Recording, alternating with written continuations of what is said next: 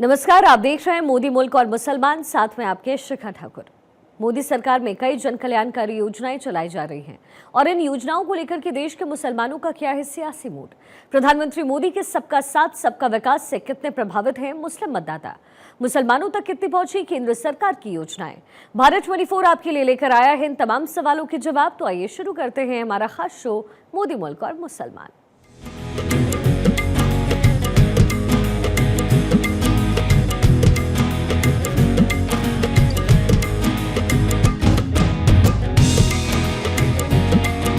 मोदी जी को किस रूप में देखते हैं आप? मोदी जी हिंदुस्तान का भविष्य है और ये देश को आगे बढ़ाने का काम कर रहे हैं, देश को गौरवान्वित कर रहे हैं। मोदी जी से पहले जो है मुसलमान यहाँ से जमीन जायदाद बेच के भाग रहे थे। आज मुसलमानों का ये हालत है कि जमीन जायदाद खरीद रहे हैं। मोदी जी जो इस देश के लिए कर रहे हैं सबका साथ सबका विकास, उसके तहत सबका काम हो रहा है। पढ़ाई एक तरफ है, कुरान एक हाथ में रहेगा, एक हाथ में कंप्यूटर रहेगा। मोदी जी ये बोल रहे हैं।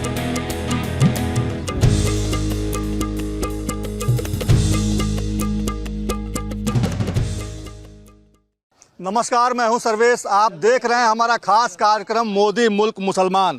मोदी मुल्क मुसलमान का कारवां इस वक्त सासाराम पहुंच चुका है। सासाराम के करबला के मैदान में हम इस वक्त मौजूद हैं और यहां पे आप देखिए तमाम जो मुसलमान भाई हैं वो यहां मौजूद हैं। इनसे बात करने की कोशिश करेंगे। सरताज भाई हैं, इनसे बात कर। सरताज भाई, ये बताइए कि मोदी जी को किस रूप में देखते हैं आप?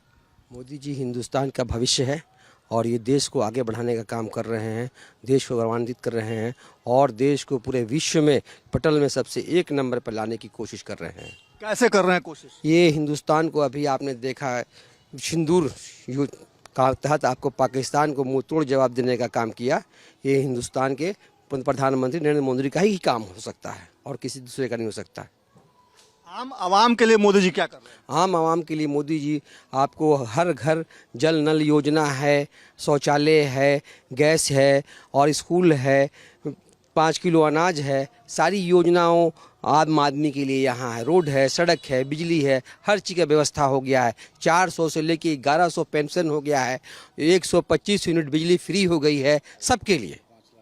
और इसके अलावा अब भी जो 15 अगस्त को योजना आई है, 2 लाख रुपया हर गरीब आदमी को मिलेगा। आपको इसलिए मिलेगा कि वो अपना शादी कर सके, ब्याह कर सके, घर बनवा सके, कुछ भी करवा सकते हैं। इसका फॉर्म 1 महीने में के अंदर अप्लाई करना है। मुसलमानों के लिए मोदी जी क्या है? मुसलमानों के लिए मोदी जी बहुत बड़े परम करीम आदमी हैं जो आप मुसलमानों के लिए जगा रहे हैं, मुसलमानों को होश में ला रहे हैं।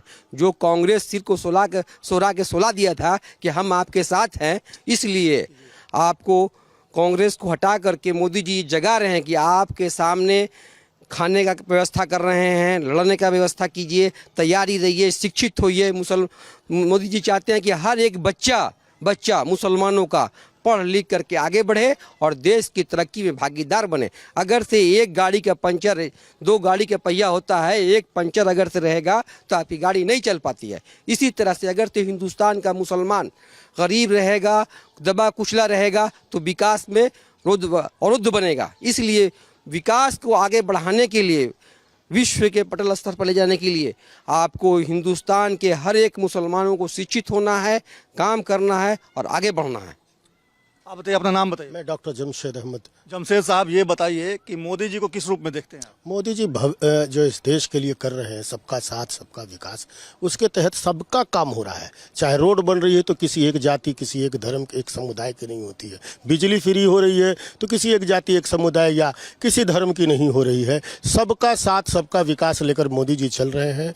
125 यूनिट बिजली फ्री करने का डबल इंजन की सरकार ने किया है। साथ ही साथ जो बच्चियाँ पढ़ रही हैं, जब इंटर पास कर रही हैं तो उनको 25,000 रुपया, उनको फर्स्ट डिवीज़न लाने पर उनको 25,000 रुपया प्रोत्साहन राशि दी जा रही है।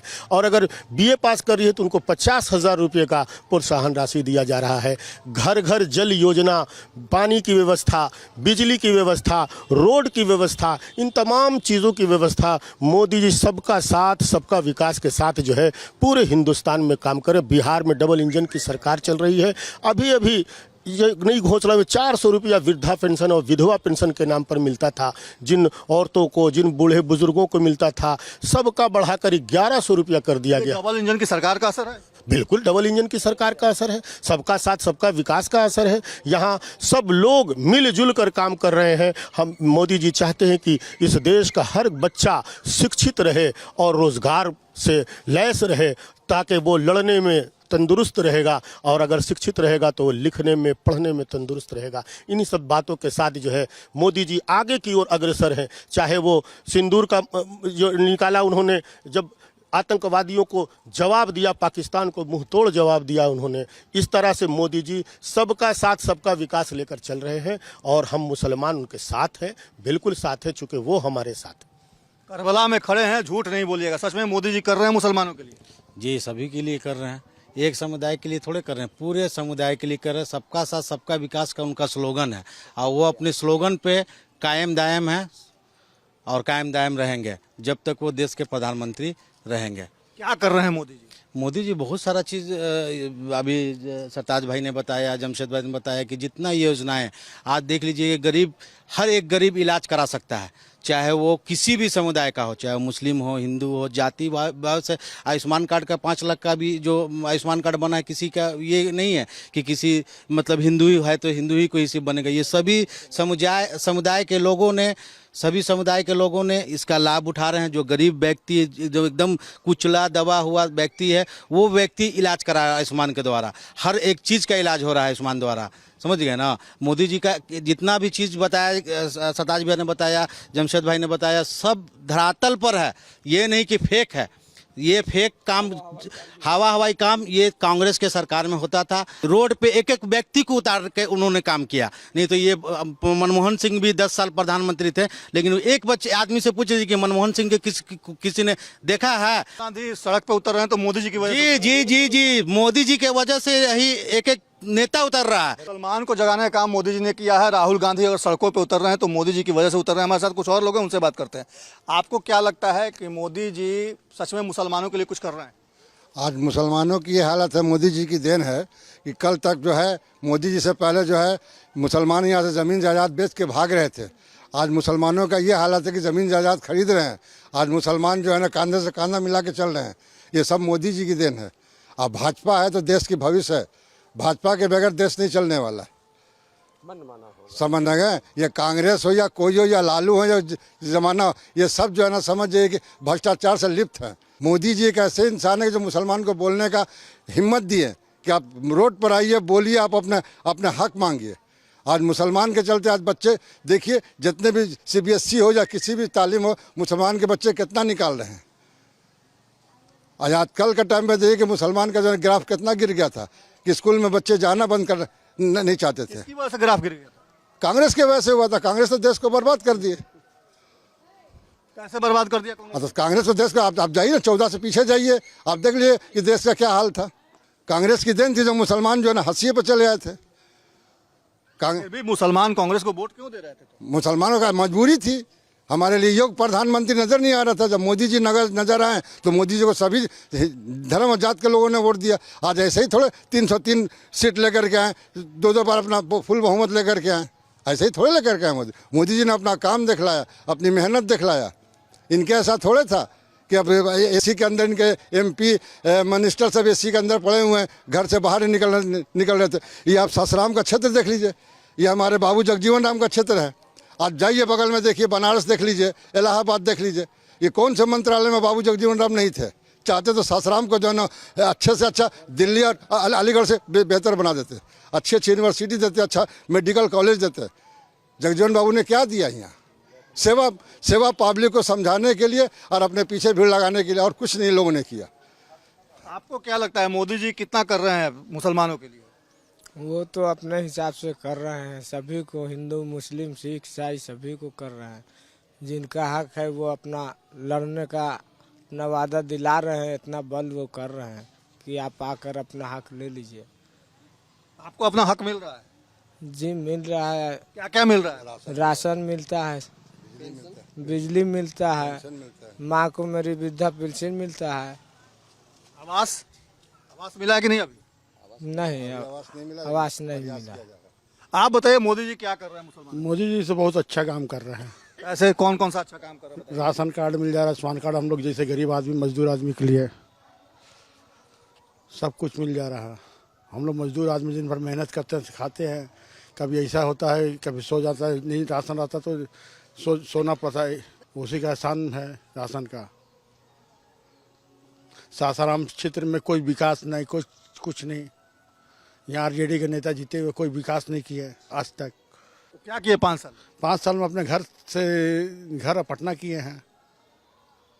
घर पटना किए हैं। मोदी जी ने क्या किया आपने? मोदी जी ने अच्छा काम किया। अच्छा ना हिंदू ना मुसलमान सबको एक नज़र में ताका है।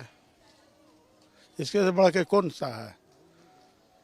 क्या क्या लाभ मिल रहा है? अगर सासाराम की बात करें तो मोदी जी के आने के बाद क्या क्या सासाराम के लोगों को फायदा हुआ? सासाराम के लोगों को चरमुखी विकास हुआ है। यहाँ चारों तरफ सड़क, रोड, नली गली आप देखिए, हर जगह एकदम साफ सफाई। आज जहाँ आप खड़े हुए हैं यहाँ कीचड़ दलदल हुआ करता था।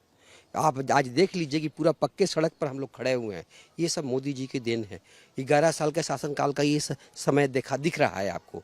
आज आप किसी रास्ते से चले गए, हमारे घर चले गए या कहीं भी चले जाइएगा, आपको सारी जगह ये दे होता है कि ये मुस्लिम का एरिया है, यहाँ रोड नहीं बनेगा, या हिंदू का एरिया रोड बनेगा। नहीं, हर जगह मुसलमानों का एरिया, जितनी नली गली जितनी रोड है सब बन रही है। एक्सप्रेस मिल रहा है, हाईवे मिल रहा है, सब कुछ मिल रहा है। अभी आपको बहुत सारी रोड मिली है, यहाँ से पुल मिल रही है, पुलिया मिल रही है। विकास इतना हो रहा है कि विकास का गंगा बहा दिया गया है। जो 70 साल में काम नहीं हुआ है वो आपको 11 साल का विकास नज़र आ रहा है। हर स्टेशन पर जाके देख लीजिए, एस्केलेटर लगा हुआ है, ये लगा वो सारी गाड़ियाँ मिल रही है। वंदे मातरम गाड़ी मिली है हम लोग को, जाके देखिए बैठ करके कितना सुकून से जाइएगा। कोई आपकी पॉकेट नहीं मार सकता है, वो सबके लिए है। ये सब कुछ मोदी जी कर रहे हैं, फिर भी मुसलमान कहते हैं कि वोट नहीं देते हैं मोदी जी को। मुसलमान बहुत भर भर के वोट दे रहा है। पूरे हिंदुस्तान का मुसलमान वोट दे रहा है। अब क्या बिना मुसलमान के वोट के हिंदुस्तान में सरकार बन जाती? नहीं बनती। ये कुछ लोग ऐसे हैं जो लोग हैं, ये लोग कांग्रेस का ढाल चल रहा है, चाल चल रहा है कि मुसलमान वोट नहीं देगा। क्यों नहीं मुसलमान वोट देगा? क्या वो देश का, हिंदुस्तान का नागरिक नहीं है? जिसको हम वोट दे रहे हैं, जो भाजपा से लड़ रहा है, वो भी हिंदुस्तान का नागरिक है और उसको पूरा वोट मिल रहा है। यहाँ हमारे 5 बार विधायक रह चुके हैं बीजेपी के, सारे मुसलमान उनको वोट देते हैं।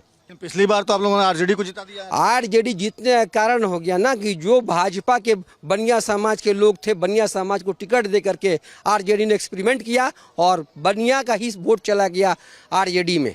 जो लोग अभी बहला फुसला के रखे हुए हैं कांग्रेसियों या आरजेडी वाले लोग कि तुम डरा रहे हैं लोग कि अगर से भाजपा आ जाएगी तुमको देश से बाहर निकाल देगी, भाजपा आ जाएगी दंगा हो जाएगा। 5 बार यहाँ सरकार थी, विधायक थे यहाँ, एक बार दंगा नहीं हुआ। आरजेडी का विधायक बना, फौरन दंगा करवा दिया शहर में। आरजेडी के लोग दंगा करवाते हैं? बिल्कुल, हिंदू मुसलमान वही लोग करते हैं, दूसरा कौन करता है? हिंदू और भाजपा वाले को सबका साथ, सबका विकास, सबका प्रयास चाहिए। क्या लगता है युवाओं की क्या राय है, युवाओं की क्या सोच है मोदी जी को लेकर? यही सोच है कि विकास हो रहा है, सबका साथ, सबका विकास, सबका विश्वास, सबका प्रयास के तहत विकास हो रहा है और युवाओं के लिए एक नया अवसर आ रहा है। इसी के साथ युवा आगे बढ़े, युवा आगे बढ़ेगा तो देश भी आगे बढ़ेगा। हर क्या लाभ मिल रहा है? हर तरह की अपॉर्चुनिटी है। आप जैसे एजुकेशन में सब्सिडी मिल रही है, बहुत सारी मेडिकल कॉलेज खुल रहा है, तो युवा का विकास तो होगा, और क्या चाहिए। बिजनेस का ऑप्शन मिल रहा है, लोन है, बहुत सारी स्किल के लिए काम किया जा रहा है। और जो बेरोजगार युवा थे जिनके पास फाइनेंस की कमी थी, उनके लिए मुद्रा योजना है। बहुत सारे इस तरह का योजना है जो कि युवाओं के विकास के लिए है। लेकिन तेजस्वी यादव तो कह रहे हैं कि युवा उनकी तरफ देख रहा है और इस बार युवा सरकार बदलेंगे बिहार में और मोदी और नीतीश कुमार की डबल इंजन की सरकार को मुंह की खानी पड़ेगी। ऐसा कुछ नहीं होने वाला है, अब ये तो रिजल्ट बताएगा, कहने से क्या होता है। क्योंकि उनका कहना है कि मुसलमान हमेशा आरजेडी को ही वोट देता रहा। ऐसा गलत बात है, ये एक मिथ बना दिया गया है लोगों में कि मुसलमान हमेशा आरजेडी को वोट देता है। ऐसा कुछ नहीं है। अभी जिस तरह से मोदी जी का चल रहा है शासनकाल, उसमें सब लोग साथ में हैं मोदी जी के, जिसमें मुसलमान शामिल है। अपना नाम बताइए। जावेद खान। जावेद भाई, ये बताइए कि जो अभी जो सरकार चल रही है केंद्र और राज्य में, डबल इंजन की सरकार लोग कहते हैं इसको, मोदी जी की बात करें तो मोदी जी कितना कुछ कर रहे हैं? मुसलमानों की अगर बात करें बाकी सब कुछ सही चल रहा है। मोदी जी जो भी कर रहे हैं सब सही कर रहे हैं। राशन पताई हर वगैरह, किताब बच्चों वगैरह, स्कूल वगैरह सब पढ़ाई वढ़ाई वगैरह सब करा रहे हैं। बाकी कोई ऐसा बात नहीं, हिंदू मुस्लिम वाला ये बात नहीं। पहले की जो सरकारें थी वो क्या करती थी? वो तो पहले अपने राजनीतिक से थी, पहले की सरकार की छोड़िए, जो अब सरकार आ रही है उसको देखिए। लेकिन जो इंडिया गठबंधन के लोग हैं, महागठबंधन के लोग हैं, वो कहते हैं कि मुसलमान उनके साथ है, यादव उनके साथ है, मोदी जी के साथ एक भी मुसलमान नहीं है। नहीं, ऐसा कोई बात नहीं है, सारे हिंदुस्तान के मुसलमान है, सब एक है, ऐसा कोई बात नहीं। ये लड़ाने के लिए ये लोग ने कर रहे हैं। क्यों लड़ाना चाहते हैं ये लोग? क्या देखिए, राजनीतिक है, हमें तो बहुत व्यवस्था है, हर चीज़ का व्यवस्था है, हॉस्पिटल वगैरह, कॉलेज वगैरह जितना है सारा चीज़ में है, सफाई से लेके पूरा हर जगह जाइए सफाई मिल रहा है। अब क्या चाहिए, अब क्या चाहिए? राशन मिलिए रहा, शासन मिलिए रहा, प्रशासन मिलिए रहा, अब क्या मिलेगा? वोट बैंक की तरह कहते हैं कि मुसलमानों का इस्तेमाल लंबे समय से होता रहा है। कौन करता रहा है वोट बैंक की तरह इस्तेमाल मुसलमानों का? देखिए, वोट बैंक आप 1990 से देखिए, जब लालू जी का शासन था बिहार में, 15 साल शासन मुख्यमंत्री बने रहे हैं, और 15 साल में आप कहीं भी जितना अपहरण, समझ गए ना, ये लूट, दंगा, हत्या, समझ गए ना, ये सब लालू जी के शासनकाल में होता था। नाजायज जो फायदा होता है, नाजायज इन्होंने फायदा उठाया। और आज आप जाइए 15 साल पीछे चले जाइए और अभी आइए, आप लाइट देख लीजिए, हर गांव, किसी गांव में घूम लीजिए आप, किसी के गांव के जाइए, किसी गांव में जाइए आप, एक एक गांव में रोड देखिएगा तो लगेगा कि नहीं अब बिहार में है। एक समय था कि आप 6 बजे 7 बजे के बाद हम इधर नहीं आ सकते थे, 7 बजे के बाद इस एरिया में हम नहीं आ सकते थे। इसके आगे मरघटिया था, समझ गए ना, इधर तुरंत मारता था आदमी और फेंक देता था। लेकिन आज के समय में आप पूरे बिहार नहीं बोल रहे, पूरे भारत का दौरा आप कर लीजिए, कहीं भी आपको कोई एगो मारने वाला मिलेगा नहीं, छीनने वाला मिलेगा नहीं। लेकिन लालू जी के राज में यही काम सिर्फ हुआ, समझ गए ना, जितना दंगा, जितना फसाद, सारा काम लालू जी के रीजन में। लालू जी अपराध करवाते थे कि छिनतोरी अपराध का जड़ थे, गुंडा राज एकदम था ना, गुंडा राज चल रहा था, लालू जी के रीजन में गुंडा राज चल रहा था। वोट बैंक की तरह इस्तेमाल कौन करता रहा है मुसलमानों तो मुसलमानों को कांग्रेस किया, आरजेडी किया। कैसे मुसलमान अशिक्षित रहे कि भाजपा आ जाएगा तो दंगा होगा, हमको वोट दो, हम रहेंगे तो दंगा नहीं होगा। अरे सारा तो दंगा का फसाद तुम लोग हो, सारा दंगा कराने में, अपहरण कराने में, लूट कराने में, छिनतोरी कराने में, सब एक नंबर पे तो तुम्हारे सरकार में। आज काहे नहीं तेजस्वी जी मुख्यमंत्री बिहार के बन जा रहे हैं? नहीं बनेंगे कभी। तेजस्वी यादव तो कह रहे हैं कि अपराध मुक्त हम रहेंगे तो हो जाएगा, हम आएंगे तो अपराध मुक्त हो जाएगा। बिहार में अपराध बढ़ गया, नीतीश कुमार पस्त हो गए हैं, सुस्त हो गए हैं, ये कह रहे हैं। ये फेक है। तेजस्वी जी आज आप लिख के रख लीजिए, समझ गए ना, 2025 में, इसी 25 में नवंबर तक रिजल्ट आपका आ जाएगा। नवंबर में आप देख लीजिएगा, अगर बिहार के मुख्यमंत्री बन जाएंगे तेजस्वी जी, तो आप के चैनल के माध्यम से हम बोल रहे हैं कि आपको जो सजा देना होगा हमको दे सकते हैं। वोट बैंक की तरह इस्तेमाल कौन कर रहा है मुसलमानों को? वोट बैंक की तरह सेकुलर पार्टियां जो कहलाती है हिंदुस्तान की, वो सारी कर रही है। वो लोग हमें, कौन? कांग्रेस कर रही है, आरजेडी कर रही है, जितनी भी पार्टियां हैं, सपा कर रही है, बसपा कर रही है, सब कर रही है। इसलिए कर रही है कि वो हमेशा डर की राजनीति सिखा रही है, मुसलमानों के सिर पर हाथ फैला रही है, पढ़ने नहीं दे रही, स्कूल नहीं जाने दे रही। क्या कि आप पढ़ के क्या कीजिएगा, आपको तो नौकरी मिलेगी नहीं, आप काम कर क्या कीजिएगा, आप तो मजदूर हैं, आप तो पंचर बनाने वाले हैं, आप तो दर्जी हैं, कपड़ा सीने वाले हैं, आप घड़ी बनाइए।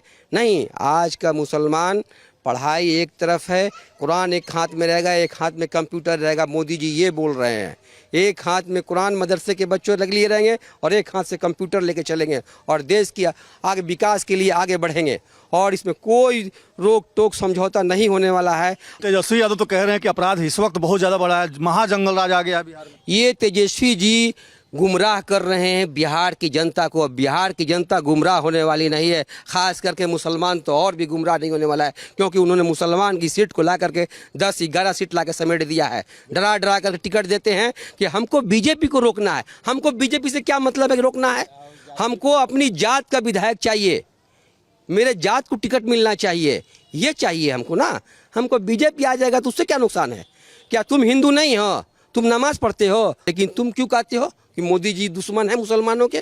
क्योंकि तुमको मुसलमानों को समझा करके वोट लेना है। निरीह गरीब जनता मुसलमान को डरा करके, धमका करके लोग वोट लेने का काम करता है मुसलमानों से।